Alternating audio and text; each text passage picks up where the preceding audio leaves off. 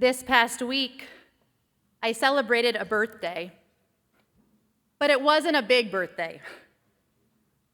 Because big birthdays, we know, turning age 21 or 40, 65, 80, 100, those are big birthdays. But it was certainly a sweet day filled with family and messages from the community, but it didn't feel big. This week, I fortuitously came across an advertisement for Dr. Edward Stieglitz's book on aging. The advertisement had come out in 1947 in an edition of the Chicago Tribune. The advertisement was a commentary on longevity, and it read as follows. In the end, it's not the years in your life that count, but what counts? It's the life in your years. Which begs the question, in my 42 years of life, how much living have I done? Now, it's not a question that I alone am meant to answer. In fact, right now, as we begin the Hebrew month of Elul, it's the exact question that every single one of us should be pondering at this very moment. Not how many years have we lived, but rather how much living have we done? Now, it's not exactly a fair question because we can't generalize what it means to truly live. For one person, that definition may include visiting every single U.S. major baseball stadium. That's not my definition. For another, living might mean studying the entirety of the Talmud. Maybe living is cherishing Shabbat meals every week with family and friends.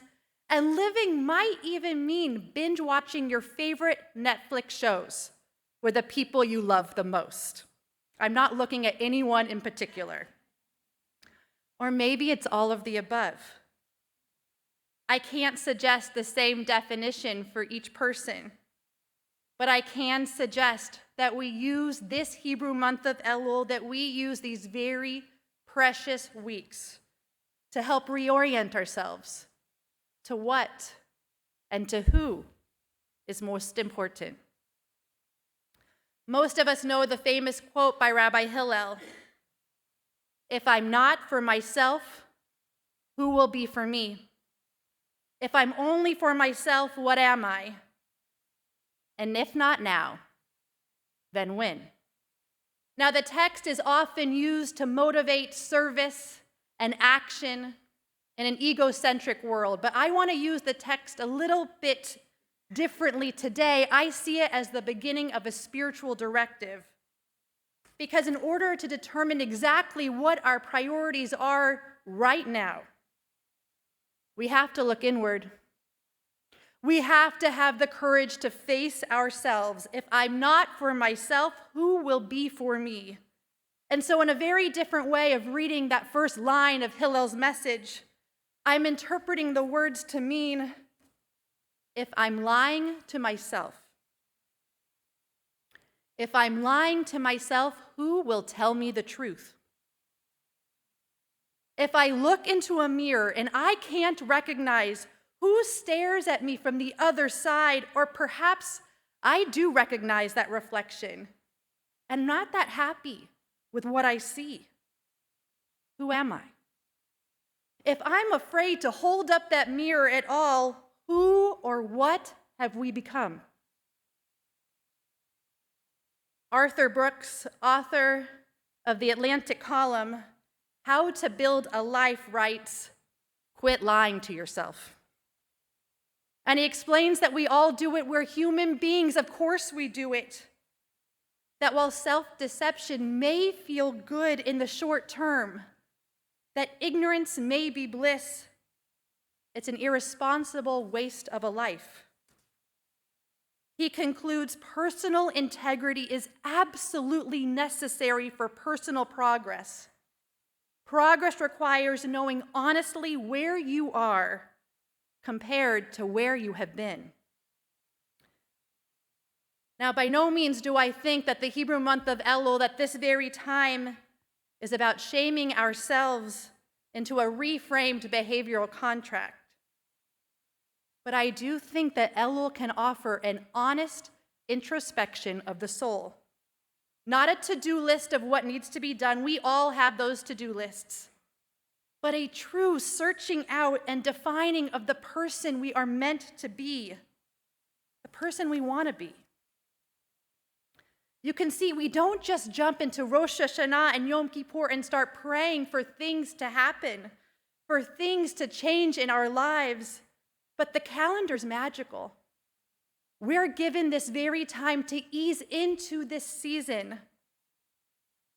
But the tradition is clear. We can start nowhere else but with ourselves.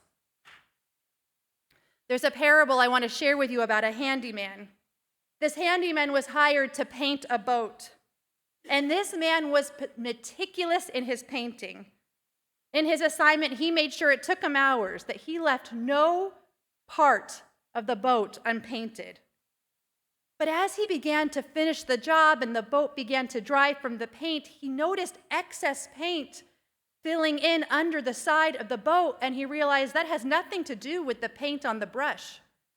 But rather, as he looked at the boat, he noticed a minuscule hole, the smallest hole possible, almost a hole no one else would have seen. And he thought to himself, well, that's not really my job to fix the hole. I could just move on. But something compelled him to quickly mend the break. And he never told the owner.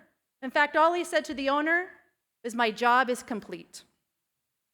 Well, a few days later, the owner of the boat found the handyman, and he started to offer profuse thanks. And the handyman had forgotten what he had done, and he didn't understand, why are you so excited about me painting your boat? And you see, said the owner, I knew there was a small hole in that boat. But what I didn't realize is that the boat would look so beautiful that my children would decide to take that boat onto the lake. And I knew that even the smallest hole would be dangerous. And so the fact that you decided to mend the hole meant that my children are still alive. The handyman looked back to the owner and simply responded, I've learned. It's often the smallest holes that do the biggest damage, and it's often the smallest of repair that can have the greatest of reward. The smallest of holes, the smallest of repair. What is it that we need to fix? What is it that needs mending at this point in our lives? Is it the mending of one particular relationship, someone you deeply love, but for some reason grudge keeps getting in the way of reaching out or making that phone call? The repair of self-worth, reteaching ourselves that we are worthy of more than what we have been told. The repair of forgiveness, yes, self-forgiveness and forgiveness of others. We know that there's small holes, but we also know that with small holes can come very deep wounds. Over this month, we engage in tshuva, repentance, but quite literally, a return. A return to the person God intends for us to be. Rabbi Alan Liu writes, now where is this thing called tshuva found? Where can you find it? And he answers, don't look off in the distance. Don't look outside yourself either. The Torah is telling us, look at your own heart. What is the pain that is pressing on your heart at this very moment? He says that's what you need to make tshuva about. You already know what needs repairing. We just need to be willing to look inward to find the damage, to look inward to find that debilitating hole. So, I saw the Barbie movie over the weekend. That's why I'm wearing pink.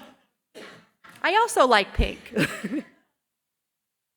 But without spoiling the movie, I encourage all of you to go watch it. Barbie is faced with stark differences between Barbie Land and reality. Now, in Barbie Land, everything is seemingly perfect. Your feet don't entirely touch the ground. Wearing heels is much easier. Sounds pretty good. You quite literally float through the air. You wake up with flawless skin and hair. Life feels in Barbie Land as if nothing could be better. Until Barbie wakes up one day and realizes that even in Barbie Land, perfection cannot escape the breaking through of worry, of sadness, of anger, of resentment, of hurt. And she experiences revelation after revelation and ponders, maybe all the things that you thought made you you aren't you. And in her final aha moment, she declares, I don't think I have an ending. Now, there are many lessons in this movie, some of which I promise I will save for another time. But what I believe Barbie discovers about herself and those around her is that we are yet to be formed. What a beautiful gift. That each day is an opportunity to refine one's purpose and determine what fractures of our heart are meant to be healed so that we can truly experience the fullness of life. Emerson once said, we don't grow old. When we cease to grow, we become old. It's this very time of year that reminds us that we need not celebrate a birthday to begin a spiritual journey. As the daily blasts of the shofar wake us up, I believe that we can hear God begging us, praying that we choose to look inward, discovering the smallest fissures of the soul, the splinters that are begging to be noticed. And so I pray for all of us. May it be a new year filled with inward discovery, filled with heartfelt healing, honest reflection, and choosing to look into that mirror, seeing exactly who we are and who we are meant to be.